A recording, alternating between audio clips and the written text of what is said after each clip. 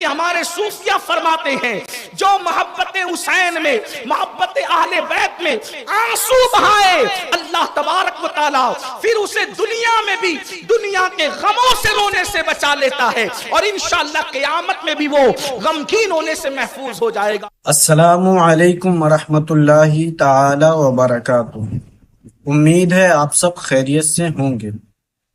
آج کی ویڈیو محرم الحرام کے ان مبارک اور عظمت والے دنوں سے متعلق ہے، خاص طور پر یکم محرم الحرام سے لے کر 10 محرم الحرام تک ہم کیا اعمال کریں۔ آج ہم ریئیکشن کریں گے سید امین القادری صاحب کے اس بیان پر، جس میں وہ ان دنوں کی فضیلت، روحانی اہمیت اور ہمیں کیا کرنا چاہیے، ان سب باتوں کو نہایت خوبصورتی سے بتا رہے ہیں۔ تو آئیے اس بیان کو سنتے ہیں اور اس پر عمل کرنے کی کوشش کرتے ہیں۔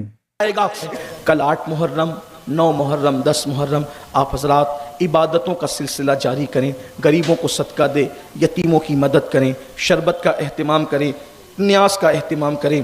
9 اور 10 محرم کو روزہ رکھیں۔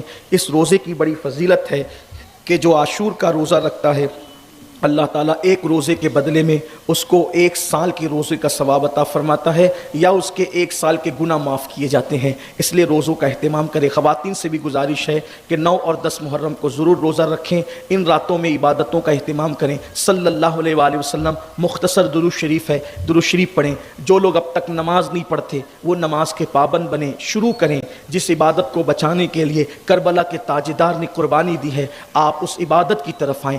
آج سے پہلے گناہ کرتے تھے، نشہ کرتے تھے، چوری کرتے تھے، کسی عورت پر پاپ کی نظر ڈالتے تھے، ان سارے جرائم سے توبہ کر کے سچی حسینیت کی طرف آئیں، کردار کی طرف آئیں، ایک سچے مسلمان کی طرح زندگی گزاریں۔ اگر زندگی گزارنا ہے امام حسین کے طریقے پہ گزارو، یزید بن کر زندگی مت گزارو۔ یزید کی تو قبر کا نشان بھی مٹ گیا، آج بھی میرے امام کے ڈنکے بج رہے ہیں۔ اس لیے میری گزارش ہے کہ آپ سب عبادت کی طرف آئیں۔ آج سے پہلے جو ہوا سو ہوا، امام پاک کی محفل میں آج سچی توبہ کر لو، بدل جاؤ، زندگی کو تبدیل کر لو۔ اللہ تعالیٰ سب سے پہلے مجھے آپ سب کو توفیق عطا فرمائے۔ اللہ اکبر۔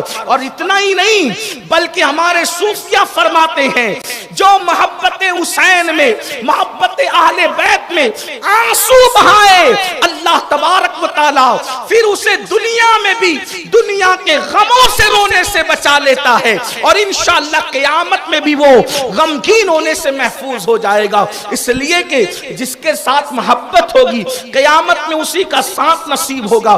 تو اللہ کے رسول علیہ السلام، اور پھر یہ بات بھی میری قوم کے جوانوں یاد رکھنا، کیونکہ کربلا بہت سارے لوگ لکھتے ہیں، بیان کرتے تو یہ بات کہی جاتی ہے کہ اللہ اکبر وہ اچانک حادثہ ہو گیا، اور یہ بات بھی میں نے اپنے کانوں سے کسی کو کہتے ہوئے سنی کہ اونٹ ذبح کرتے وقت جتنا ٹائم لگتا ہے اتنے ٹائم میں تو پورا کربلا ہو گیا۔ یہ 10 دن تک کربلا بیان کرنے کی کیا ضرورت ہے؟ اتنے میں کربلا ہو گیا تھا، جتنے میں اونٹ ذبح ہوتا ہے اتنے میں وہ 72 کے ٹکڑے ہو گئے تھے، بس بات ختم ہے، 2 منٹ کی بات ہے۔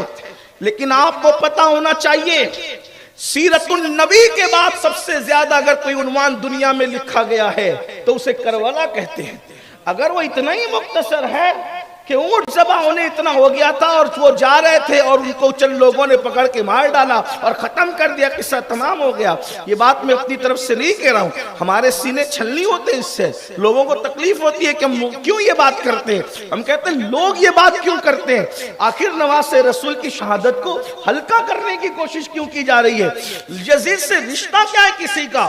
آخر کیوں یہ باتیں کہی جاتی ہے ہر سال؟ یاد رکھیے اللہ کے رسول علیہ السلام نے اپنے گھر والوں کو اتنی تفصیل سے کربلا بتایا کہ جنگ صفین کربلا پر جتنی کتابیں لکھی گئی ہے اس میں یہ روایت موجود ہے، چاہے امام ابن جریر طبری کو آپ دیکھ لیں، ابن کثیر کو اٹھا کر کے دیکھ لیں، آپ اسی طریقے سے جو ہے اور بھی جتنی اردو زبان کی، عربی زبان کی، فارسی زبان کی کتابیں ہیں، حتیٰ کہ جنگ صفین کا تذکرہ، کربلا بھی نہیں، صفین جس نے لکھی ہے، صحیح لکھی غلط لکھی اس پر بات نہیں کر رہا ہوں، مبالغہ کیا نہیں کہ اس میں بات نہیں کر رہا ہوں، لیکن صفین کا عنوان جب بھی آیا اس میں یہ روایت ضرور لکھی گئی کہ مولائے کائنات کا لشکر جب فرات کے کنارے سے گزرا تو اس وقت مولا علی نے فرمایا یہاں رکو، یہاں ٹھہرو، اور وہ علی جو کبھی بدر میں نہیں روتا نظر آئے، وہ علی جو احد خندق و خیبر میں کبھی روتے نظر نہ آئے،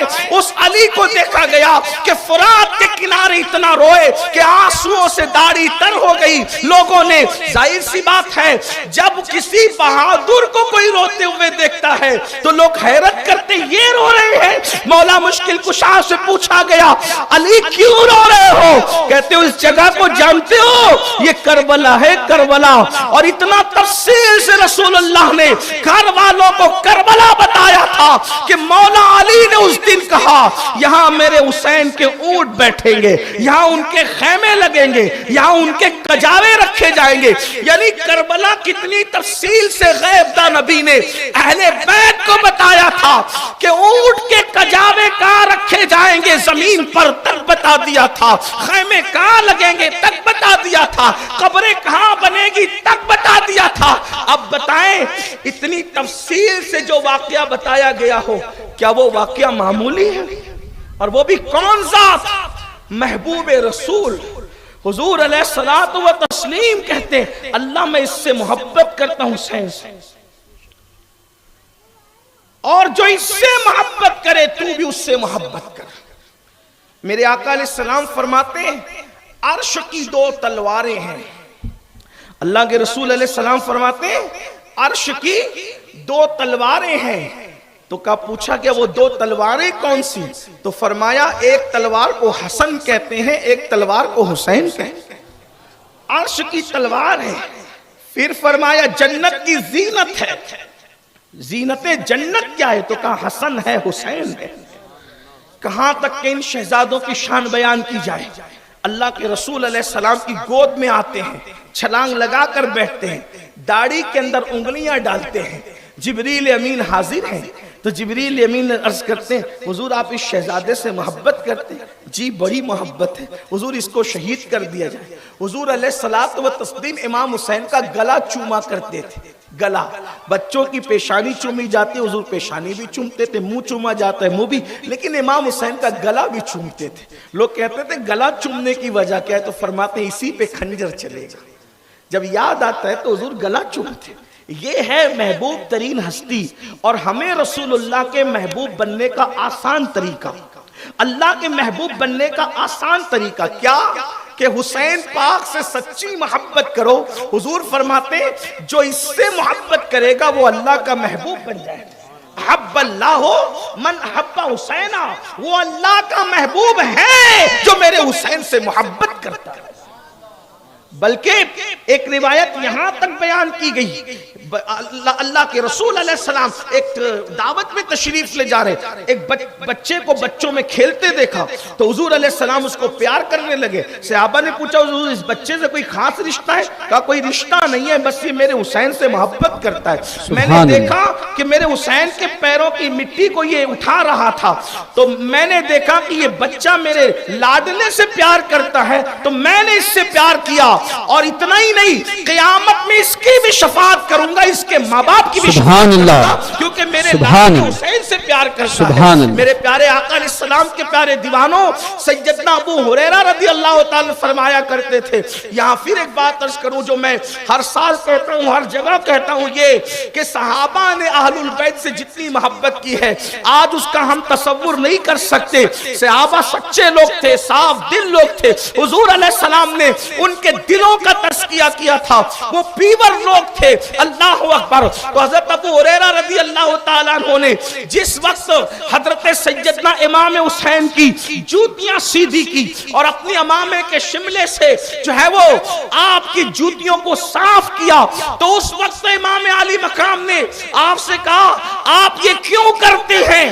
تو اس وقت حضرت ابو ہریرہ نے امام حسین کی پیشانی چوم کے کہا حسین ان کانوں نے زبان رسالت سے جو باتیں سنی ہیں اور آپ کی فضیلت جتنی میں جانتا ہوں واللہ اگر لوگ جاننے لگے تو آپ کو زمین پہ چلنے نہیں دیں گے، لوگ آپ کو سروں सरों पे उठा करके फिरेंगे। सुभान अल्लाह, सुभान अल्लाह। आपकी फजीलत सुभान मैं जानता हूं, अगर लोग जानने लगे तो आपको जमीन पे चलने। इमाम हुसैन उस हस्ती का नाम है, और आप गए हैं अल्लाह के दीन को बचाने के लिए, इसलिए कि पूरा वो सिस्टम जो दीन का सिस्टम था उसको सिर्फ एक इशारे के तौर पर, क्योंकि मैंने आपको कल कहा कि मैंने कोई यजीद का जिक्र नहीं करना, और सिर्फ इस साल लोगों की ये फरमाइश है कि 25वां साल है तो एक बार तो दास्तान करबला मुकम्मल बयान कर दे। लेकिन फिर भी मैं लोगों से कहता हूँ, जिंदगी खत्म होगी लेकिन निकात करबला के खत्म नहीं हो सकते। फिर भी जितनी कोशिश है, काविश है,